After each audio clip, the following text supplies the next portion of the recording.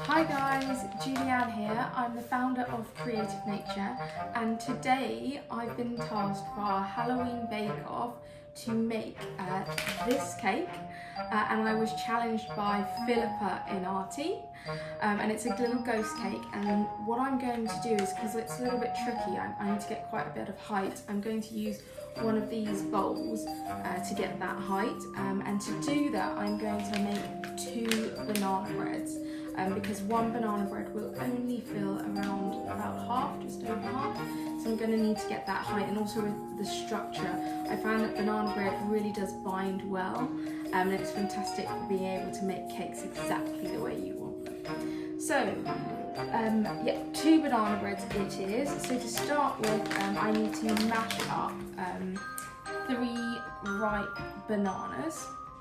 So what I'm going to do is I'm going to mix all of one mix to begin with, and then I'm going to go and mix the second.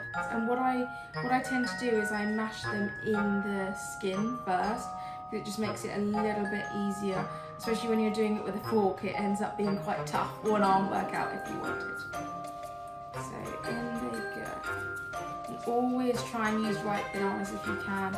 We say that because it tastes better and it also mixes really well, but the flavours really come through in the banana bread. So don't ever throw those brown bananas out, as I know that bananas is one of the biggest wasted products, and it's always really, really great to make something that tastes delicious and you don't have to throw it in the bin.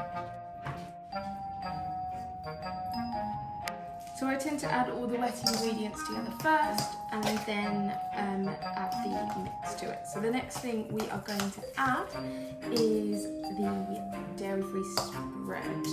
And you can use any, but we tend to like Vitalite. Vitalite also come with a top 14 allergen-free claim, like us, so guaranteed no may contains. It's something that Creative Nature is really proud of, because having allergies myself, eating something that says may contain, you just never know whether it can cause a reaction or not. So it's better not to. 50 grams of dairy-free spread, the Vitalite, as I said. As you can see, nearly run out of it already, but let's see if I'll need the second. Definitely will for this. But you'll have to go quite slow to begin with, because otherwise it will make quite a mess. Oh no! They fell off. That's not supposed to happen. Here we go. Let's give it another go. Oh my god, it's literally going everywhere.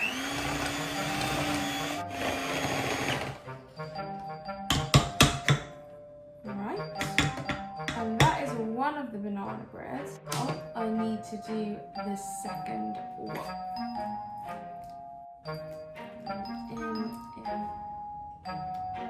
So in goes the, there you go, I just fold it in, so just turn the bowl and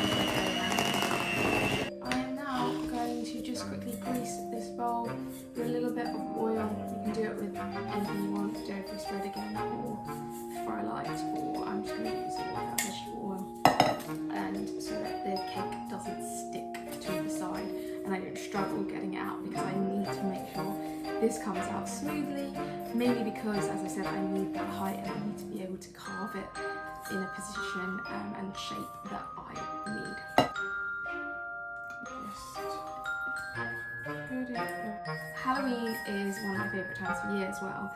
I don't know why, I just always have loved it, and it's weird because I used to never be able to have things at Halloween, but being able to create these mixes means that we can do Halloween Bakeoffs. It's quite fun.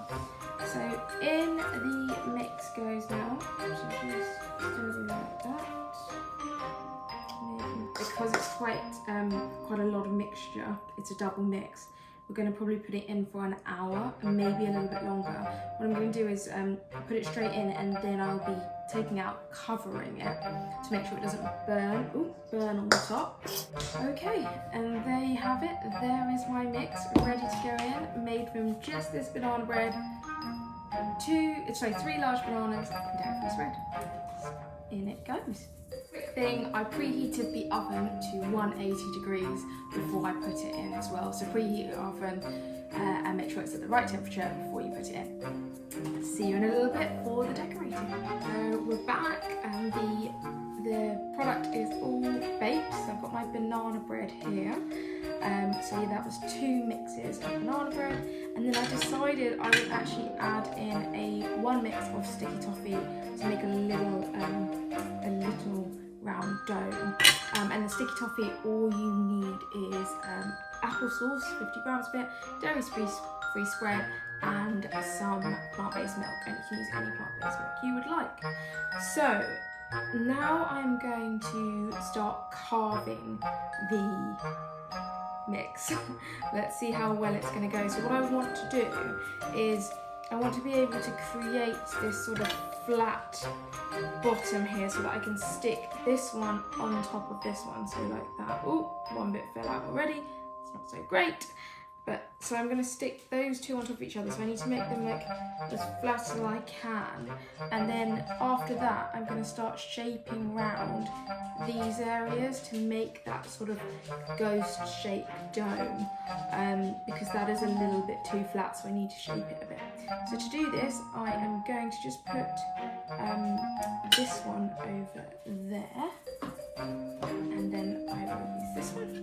I'm just going to start cutting away, a little bit easier, and hopefully I'm going to be able to use these offcuts just to, because otherwise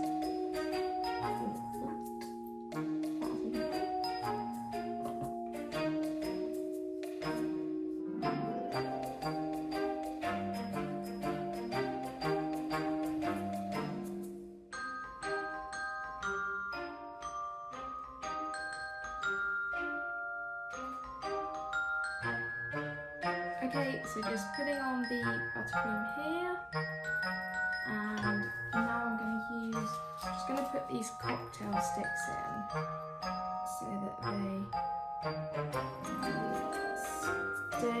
get the cake to stay in place in case it falls off.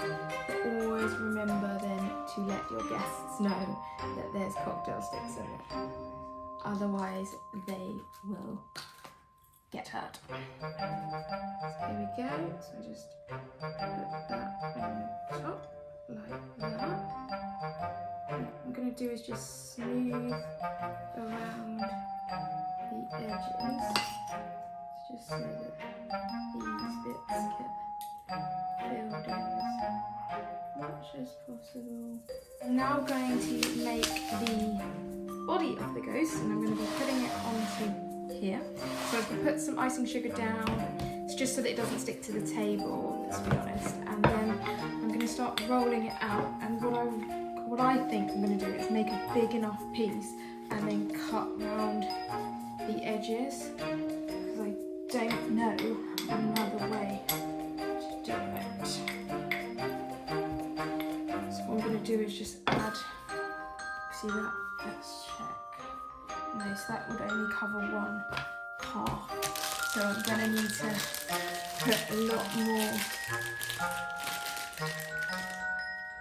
of this on.